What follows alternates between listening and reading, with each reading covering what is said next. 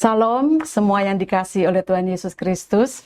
Hari ini hari Rabu tanggal 22 Juli 2026. Renungan kita berjudul Racun dalam Gereja. Firman Tuhan kami ambil dari kitab 1 Korintus pasal yang kelima, ayat 1 sampai dengan ayat yang kedua. Demikian bunyi firman Tuhan. Memang orang mendengar bahwa ada percabulan di antara kamu, dan percabulan yang begitu rupa, seperti yang tidak terdapat sekalipun di antara bangsa-bangsa yang tidak mengenal Allah, yaitu bahwa ada orang yang hidup dengan istri ayahnya. Sekalipun demikian, kamu sombong. Tidakkah lebih patut kamu berduka cita dan menjauhkan orang yang melakukan hal itu dari tengah-tengah kamu?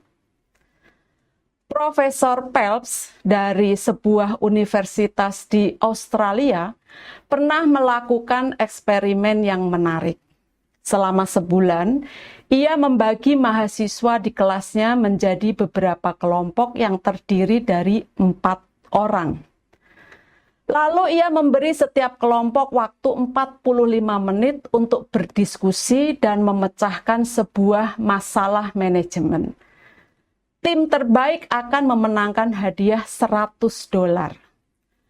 Tapi tanpa diketahui para mahasiswa, Profesor Phelps memasukkan seorang tamu istimewa ke masing-masing kelompok mahasiswa tersebut.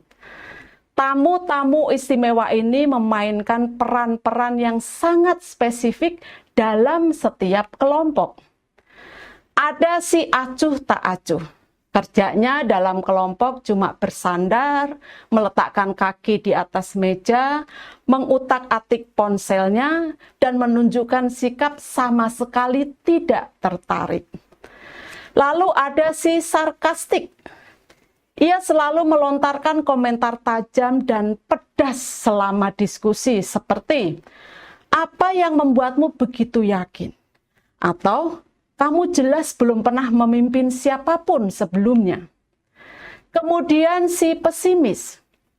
Ia selalu melontarkan komentar yang pesimis, khawatir, dan terus-menerus meragukan apakah tugas itu dapat diselesaikan dan apakah tim mampu melakukannya.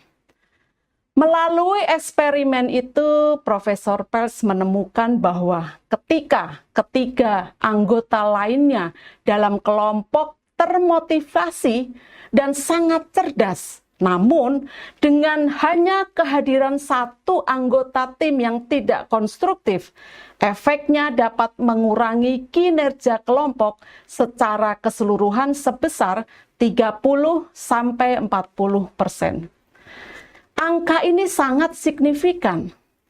Anggota kelompok yang acuh tak acuh, sarkastik, atau pesimis dapat menimbulkan kerusakan yang besar.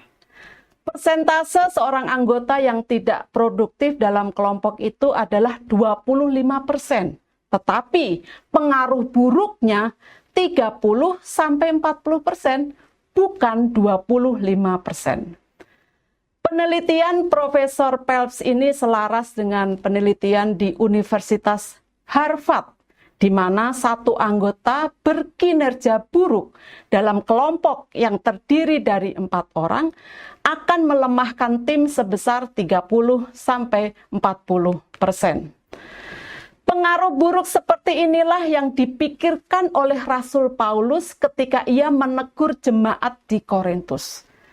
Di tengah jemaat Korintus ada orang yang hidup dalam percabulan. Orang itu hidup dengan istri ayahnya, mungkin setelah ayahnya meninggal.